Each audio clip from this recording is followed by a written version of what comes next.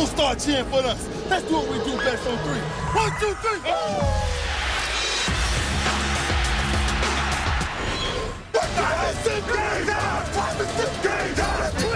Shut up, Tom! Touchdown, Ravens! Johnson running righty. Touchdown! Going for Fitz. Touchdown, Cardinals! Loss of pass, end zone. Keep Smith. Touchdown! How about that, Cardinals? Intercepted and Reed.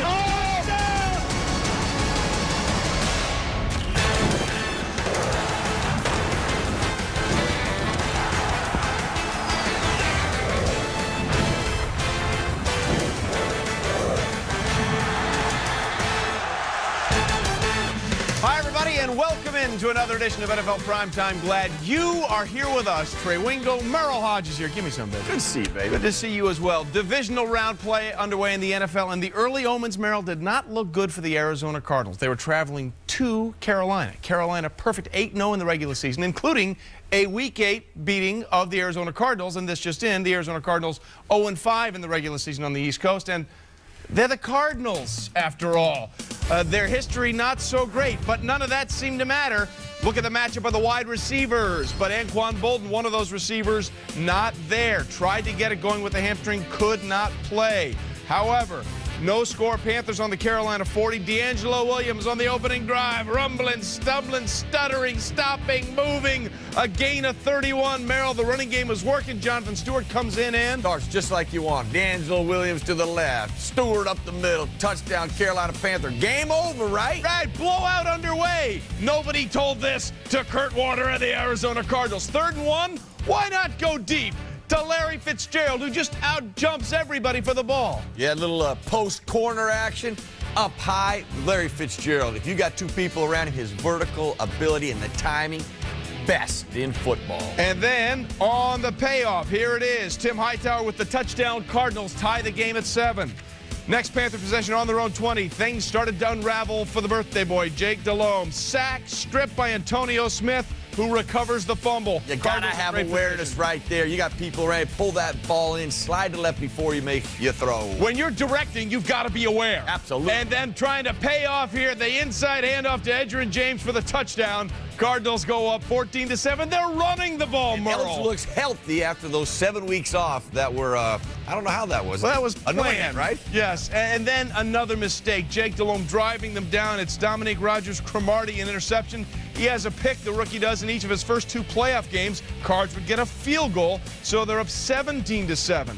Now on their own 33. Remember, Anquan Bolden isn't there. How is Larry Fitzgerald still so open? 22 yards. Cardinals tack on another field goal. And then Warner, right here. Again to Larry Fitzgerald. As I said, a field goal would be the end of this drive. How is he the one you're not covering? I said Jake Delhomme had a bad game.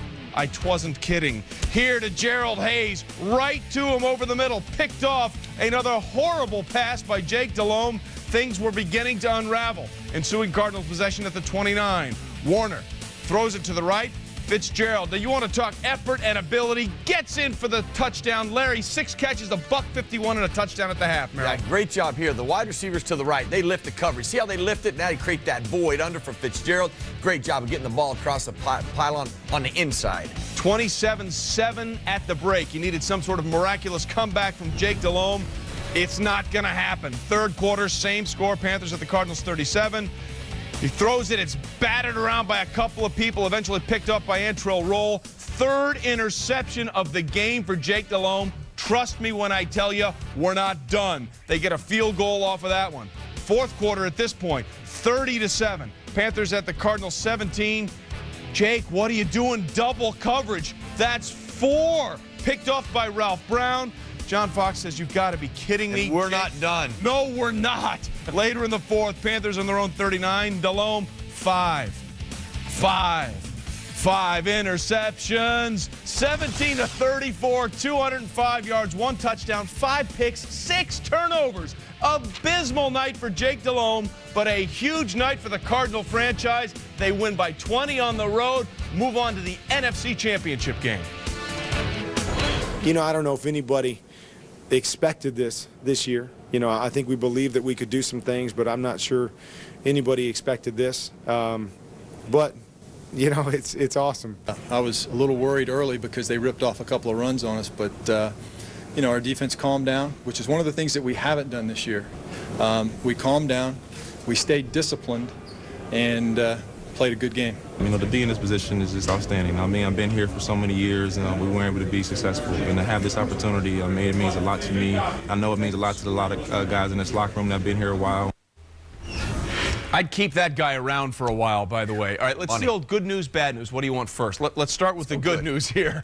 Larry Fitzgerald is really good. No Anquan Bolden, no problem. How was he so wide open in the first half? Yeah, I actually thought that they built off the first game plan when they played the Carolina Panthers, and they moved Fitzgerald all over the place. In the first matchup, he played close to the formations, played in the slot, but I thought they enhanced that by what the routes that they ran off of his formations. When they lined him up inside, boy, they do a little cross action, a little stair step, and it completely whips the secondary. They lose identification of where Fitzgerald is, no underneath coverage, still over in that area, but they run over to the post and over to the corner. We've seen this all the time. He's covered, it's beautiful, but he goes up at the highest point and grabs the ball.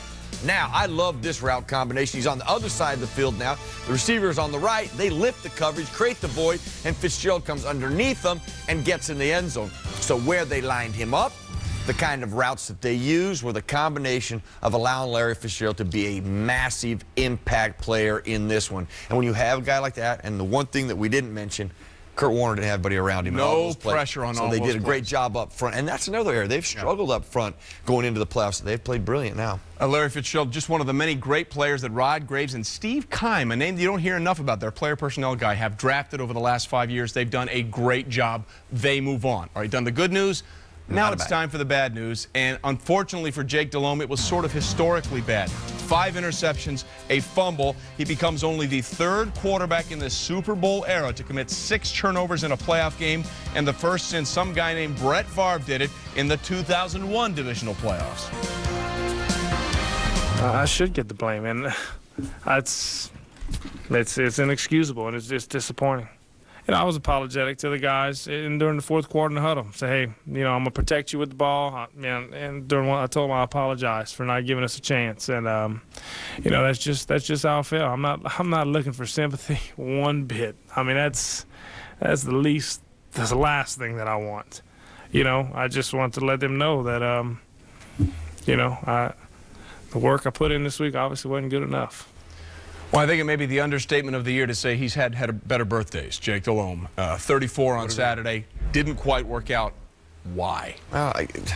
You know, first of all, I like the accountability. Yeah, you know, that goes well in the locker room. But I think if you look at the Carolina Panthers and how they are built, what Jake Delhomme needs, he needs that running game. He needs that. He feeds off of that. Without that, Jake Delhomme is not just going to sit in the pocket and pick you apart. Now, keep in mind another thing that the Cardinals have done a great job. They are getting pressure on the quarterback. They had pressure around Jake Delhomme. But just the overall awareness, understanding where Rodgers-Cromartie is, understanding he could come off underneath that, you've got to make the safer throw with that anticipation.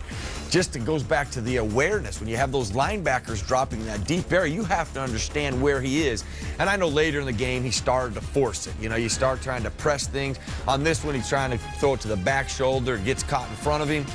Those things are what happened early on. Once you bury yourself like that, then at the end of the day, you start just making shots and taking shots. But if you looked at Jake Delhomme and studied him coming into this game, he hadn't played that well. No, they hadn't. You know, their running game had been so dominant. Once that went away, you know, Jake Delhomme, that passing game got exposed. Just so people understand how rare this sentence I'm about to say is, the Cardinals will play in the NFC Championship Game. Before this playoff season, where they've won 2 playoff games already, they had won 1 playoff game back in 1998 since 1947, when they were the Chicago Cardinals. Things are changing, ladies and gentlemen, in the NFL. We got lots more coming for you on NFL Primetime. Let's see. Carolina, home team, higher seed. Didn't work out so well for them. With the same thing happened to Tennessee at home against Baltimore.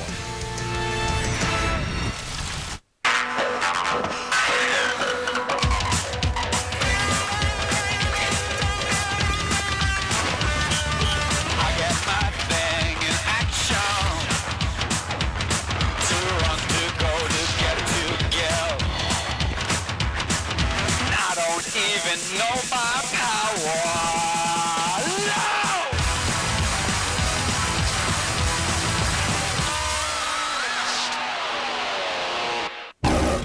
2009. Start the new year off with a bang. See the movie event critics are calling an entertainment juggernaut. One of the year's best surprises. Operation Valkyrie's in effect. Tom Cruise, Valkyrie, rated PG-13, now playing. Ground control. We have a problem. Switching to lithium power. I feel better already. Energizer Ultimate Lithium, the world's longest lasting AA battery and high-tech devices. Energizer, keep going.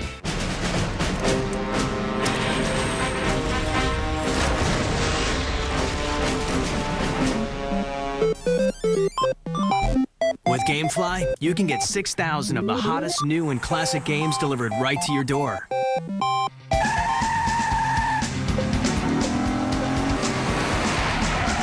GameFly.com. Over 6,000 titles, no late fees. Start now for only $6.95. Limited time offer. Product shown rated E through M. Hi, it's pretty easy to see what draws me to Esurance. With my family, a job, and a pretty long commute, it's hard to find time to take care of things like auto insurance. Let alone how much it can cost. I chose Esurance because they save me money in no time. With quote-by-print convenience, you can start saving in minutes. And with hassle-free automatic payments, that's one less bill that piles up. Get your fast-free quote today. And get animated about your auto insurance with Esurance.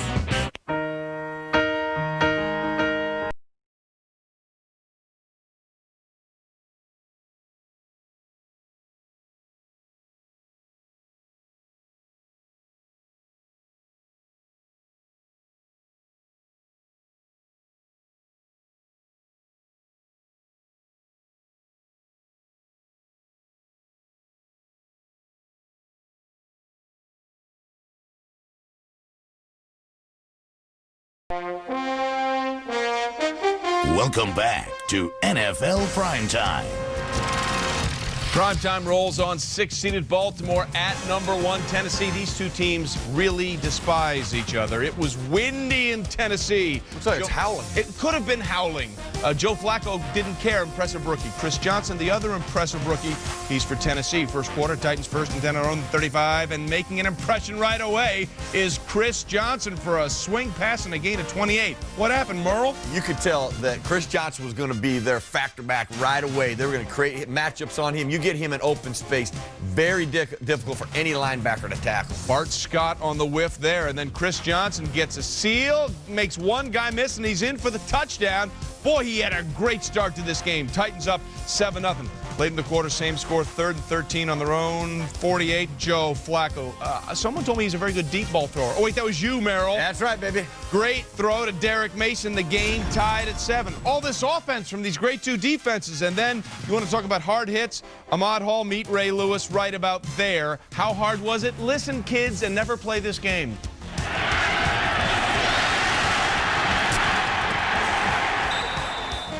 As they said in Tommy Boy, that's going to leave a mark. But later in the drive, Titans trying to get something going, and there's a flag on the play because, what? Gary Collins never really thought the snap was coming. It was an illegal shift. All right, here we come again. One more time. It's 3rd and 8. And you don't want to do that, Merrill. Throw off your back foot to the middle of the field, recipe for disaster. Yeah, that's not really good against the Ravens. But notice that they've been moving up and down the field here. Antrel Rolle with the pick.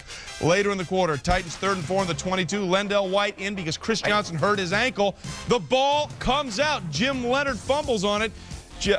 Recovers the fumble. Jeff Fisher says, you've got to be kidding me. You can't squander these opportunities against a Baltimore defense. There is Chris Johnson. The ankle tape did not play. So in the 3rd quarter, Titans facing a 4th down. Rob Baronis he kicked 8 in one game. Misses from 51 yards out. Not only did he miss, but of course that gives them good field possession. Later in the quarter, Ravens 2nd and 10. Hey, did someone tell me that Joe Flacco is a good deep ball thrower? I did mention that. Thank you. He's developed as one of the best in the NFL. Oh, that was a great adjustment, though, by Mark Clayton more than anything else. Clayton does a great job of fighting through 2 Titan defenders. I believe they'd have called pass interference had he not caught that. All right, that would only lead to a field goal, though, as Matt Stover comes in, hits the 21-yarder, and it's good. 21 better than 51 for sure. Ravens up 10-7. All right, later in the quarter, same score. Titans 3rd and 11 on the 40. Kerry Collins trying to do what he's done all year, rally this team, make the pressure throws. Boy, there's one of them right there to Gage for a gain of 14 yards. Wait, hang on, we're not done. Let's work that combination again. Collins was good when he had to be. Yeah, I thought he was money from like 20 to 20. Yeah. 20 to 20. And then there were some issues like this one. Oh, this wasn't Kerry Collins' This fault. not on Kerry Collins. Looking left, going right to Algie Crumpler. Got to protect the ball. Well, you know what? You do got to protect the ball. 2 hands on it. But so hard to attack effort. Yeah. It's great effort. That's what he was trying to do. Algernon Darius Crumpler, son of Carl Lester Crumpler, brother of Carl Lester Crumpler Jr. And then Joe Flacco. Wait, did he step out of bounds here? It looked like it from that angle, but from the end zone, look at that. Officials back there, too, watching that end line. So if Joe would have stepped out, been all over it. Flacco he used all the field, though. Yeah, he said in the post-game press conference, I almost pulled an Orlovsky. I said, Dan Orlovsky, the Lions quarterback who did it. But later, Collins again, listen, like you said, between 20 and 20, hitting Brandon Jones. And then Collins looking for Justin Gage for a gain of 9 yards. But a great stick right there to deny him the first down yardage. So in comes Rob Baronis, 27 better than 51. We got a tie game at 10. Here then the key series.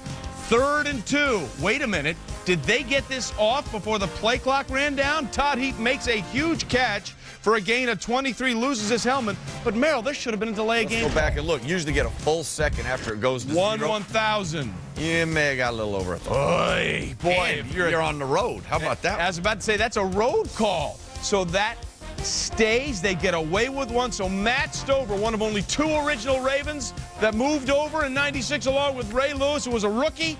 1996 comes in and nails it. The Ravens lead it 13-10. One last gasp. 4th and 5 for Tennessee. No, sir. Nothing for you today. For the 3rd straight time in the playoffs as John Harbaugh gets a hug from his dad. A 6 seed beats a 1. Keith Bullock is upset with the railing. He should be. The Ravens walk in there and win it 13-10. Again, the key difference, just like Carolina and Arizona, turnovers, baby, turnovers. Tennessee had 3, Baltimore had none. The Ravens are moving on to the AFC title game. Hey, bottom line is, we just came out and did what we've been doing all year. You know, playing mistake-free football. You know, Flacco done a heck of a job today. Our offense, we stayed in the game. Defense, we bent, but we didn't break. We got the turnovers in critical situations. You can't say anything else. You know, all the things we did all year to help us win ball games, and we didn't do today. You know, we had turnovers, penalties. It's to say it's disappointing is an understatement. This is a tough one to swallow. You know, that's really all you can say. You know, I don't know what it is about this Baltimore Ravens defense, but we just got Kerry Collins' number, you know. He beat us with a touchdown, you know, early in the season, but we also had 2 picks that game, so, we finally got him, you know. I hate to, I love him. We love him, but, we had to do him. Hate to send, Jeff Fisher packing, and definitely one of my favorite fans, Javon Kirsch and all them, but we love him, and y'all have enjoy the show next week, I'm not sure I really believe how sincere he was in saying I love you. I think he loves tongue-in-cheek. I think he loves the fact that they're done. Okay, and here were the issues. Again, 7 Tennessee drives, Merrill, got inside the 35-yard line. They only got points on 2 of them. That means against a great Ravens defense, they were moving the ball 5 times inside the 35. They came up empty. Doesn't matter what you do from, say, 30 to 30. When you get in there, you got to cash in, and they didn't. And Ray Lewis has mentioned it the last 2 weeks. Bend, but don't break. And that's exactly what they did today. They bent, but they didn't break. And when Terrell Suggs wasn't there, I think they lost some of their ability to get pressure without blitzing. Then they had to blitz a little more, and they gave up some big plays in the middle of the field. But down when it counted, that is when they came up huge. They got a lot of big plays. The pressure here helped with Kerry Collins going off of his back foot, then Lendell White getting hit in the back. But what's most interesting is when the ball hit the carpet, the Ravens were the ones closest to it and ended up coming up with it. That rarely happens. Every time. And then when you think about where these turnovers happened, they came where you had opportunity for points. And turnovers are devastating anyway, but they're extremely devastating when you give up points off those turnovers. And then there's the issue of Joe Flacco, who now is the first rookie quarterback in NFL history to win Amazing. 2 playoff games. Say what you want about his numbers, and he's got a defense that carries him. He made plays, although one with an extra second, down the stretch when he had to. And I think that's a sign of how they've brought him along. If you watch Joe Flacco early in the year, I mean, it was basically simple. Run the ball, run action. Run the ball, run action. Then they went to some shotgun stuff, what he did in college. He became comfortable with that. But I think they've groomed him and seasoned him for late in the game. They can lean on him with more things. On this 3rd and 2 play, what I like about it is the accuracy, putting it up high and tight, understanding your personnel, who you're throwing it to. It's a big tight end, Todd Heap out there. And then this throw, his big arm strength. This is why you can make these kind of throws, because he's accurate with it and he sticks it there. That's why you call Joe Flacco to make those throws. And I've already said he's becoming one of the best deep ball throwers in the NFL because of that big arm. Not because he can throw it so far, but he can throw it with length and accuracy. You know, they say you want to play to get home field advantage. So far this postseason, it's home field disadvantage. Saturday, both home teams lost. So far in the playoffs, home teams 2 and 4. Aha. What does that mean for Sunday's games? It's like I knew this was coming. We'll go into the games coming up on Sunday. Can the Eagles go back into the Meadowlands and take out the Giants? And what to make of the Steelers-Chargers rematch? Big Monday starts with a bang. First, Notre Dame clashes with Louisville. Then a fierce rivalry rolls on. Texas versus Oklahoma. Big Monday begins at 7 tomorrow. I got a new story I want to lay on you. Bedtime Stories is the biggest adventure of the new year and the season's funniest comedy. That's how we do what we do. Bedtime Stories, rated PG. See it now. I'm seeing things in the mirrors, bad things. If you want this, I don't want to die. more shocking. If you want this, to go further, get Mirrors. Unrated on DVD and Blu-ray Tuesday. What would you do if I sang out of tune? Would you stand up and walk out on me?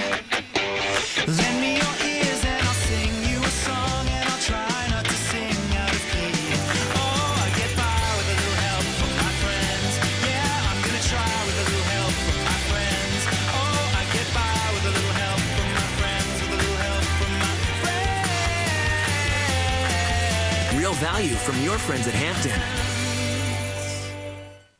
Still waiting on Norm Duke to get his thoughts centered. Peace, love, and bowling. That's Norm Duke's mantra.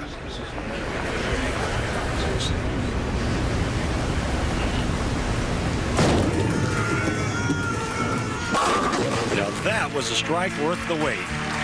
50 years and still rolling strong. Watch the Lumber Liquidators PBA Tour today at 1 p.m. on ESPN.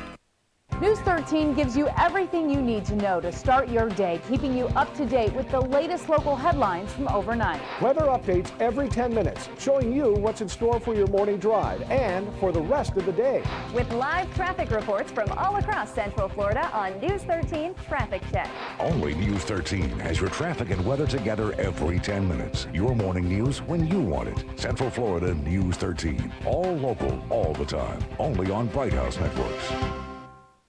Celebrity Sundays are all about fame. I think I still have what it takes. Daddy's back! All about love. The Rock the Love Bus Tour Party starts now! All about being awesome. Welcome to the Tool Academy. What? It's all new Celebrity Sundays starting at 8 only on VH1. Record and save your favorite shows with the DVR powered by Bright House Networks.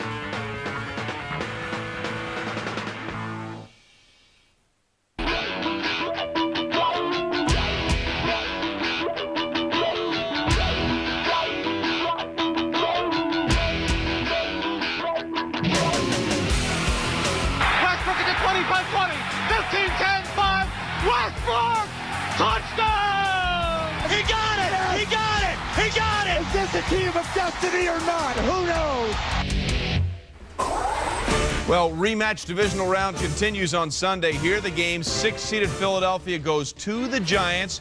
Keep in mind, they won there in this regular season, and the Chargers go back to Pittsburgh. The game November 11th was the wildest game all year. The snow, the end of the game where it was crazy. We'll get to that one in a minute. Let's get your keys to the NFC East truly divisional rematch here. What do you see in this game? I'm going to do a little game planning. I'm going to be Steve Spagnuolo, the defensive coordinator for the New York Giants, and Brian Westbrook. How do I want to attack him? When I look at some of the matchups with Westbrook and the things that he does, especially out of the backfield when he has space, look at all this space. Nobody touches him. You get the ball to Westbrook. Nobody's around from 7 yards. By the time they even run him down out of bounds, it's 16 big yards. And if you remember the second matchup, here he tries to help out a little bit. Nobody hits him. Free release, gets inside, easy throw, easy catch. Happens to be a touchdown. I would change and do this. If you remember when the Rams were in the Super Bowl and they got beat by the Patriots, they were chipping, hitting, and beating a tar out of Marshall Faulk. If he lines up on your side, go hit him. If he comes in your area, pound him, but make his life miserable. Don't let him have all those free releases. Eagles, by the way, 5-3 since 2001 at the Meadowlands, for whatever that's worth. And then the rematch, Chargers going back to Pittsburgh. That game was crazy. It was 11-10. The Steelers won without scoring a touchdown. What do you staying expect? with this defensive thing because my game plan with Dick LeBeau and studying him and the Pittsburgh Steelers and what they do defensively with all their pressures, well, you've got to understand your personnel. And Phillip Rivers is not a mobile guy, so they brought a lot of the pressures in the middle. They pushed that pocket, broke it down. There's Keisa, Woodley, because there's no fear that Phillip is going to be able to break the pocket and outrun you. If he does, we got enough speed on the field to break you down. And they also did a good job of creating matchups. Woodley on LT, even though LT is an excellent blocker, but when you can get a linebacker on a back, you feel like that is going to be advantage linebacker. And then making Phillip Rivers make all of those tough stick throws. That's what that pressure did. But I thought the middle pressure was interesting because they didn't have that contain aspect because he can't run. So it gives you some flexibility with your pressures. Well, it should be a great game in Pittsburgh. The first one was, and it should be a rematch that's just as good. The weather could be a little snowy and cold. Didn't bother San Diego the first time. See what happens in the playoffs. Here's your day. We'll get you set with Sunday NFL Countdown presented by IBM at 11 a.m. NFL Primetime comes your way at 8:30. And then a Sports Center special with yours truly and Merrill Hoge comes your way at 9 o'clock. 2 hours breaking down the divisional round and getting you set for the conference championship games. When we continue, prime time performers. The awards are handed out on a couple of big wins for a couple of big teams. Stay with us.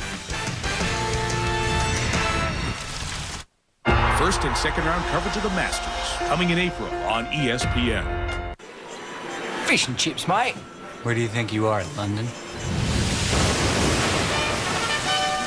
Get the real deal with Long John Silver's $1.99 fish and fries, served London style for a limited time only at Long John Silver's. In 2009, start the new year off with a bang. See the movie event critics are calling an entertainment juggernaut, one of the year's best surprises. Operation Valkyrie's in effect. Tom Cruise, Valkyrie, rated PG-13, now playing. We expect the best, miss. I am the best. Well, we'll see. What's the capital of New Zealand? Wellington. The 17th Fibonacci number. 1597. Who was Queen Elizabeth's husband? Which Elizabeth? First or second? The first. She never married. Define bootylicious. Having a round, firm booty. Who sang Sugar Sugar? The Archies. Best cheesesteak in Philly. Geno's. How many hamsters standing on each other's shoulders would it take to reach the moon? What kind of hamsters? Syrian or Russian? Well, let's say Syrian. 2,282,764,988 and a half.